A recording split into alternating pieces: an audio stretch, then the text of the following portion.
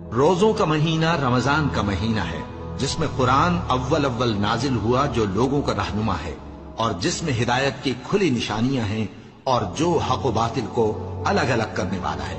تو جو کوئی تم میں سے اس مہینے میں موجود ہو چاہیے کہ پورے مہینے کے روزے رکھے، اور جو بیمار ہو یا سفر میں ہو تو دوسرے دنوں میں روزے رکھ کر ان کا شمار پورا کر لے۔ اللہ تمہارے حق میں آسانی چاہتا ہے اور سختی نہیں چاہتا، اور یہ آسانی کا حکم اس لیے دیا گیا ہے کہ تم روزوں کا شمار پورا کر لو، اور اس احسان کے بدلے کہ اللہ نے تم کو ہدایت بخشی ہے تم اس کو بزرگی سے یاد کرو اور اس کا شکر کرو۔ اور اے پیغمبر، جب تم سے میرے بندے میرے بارے میں دریافت کریں تو انہیں معلوم ہو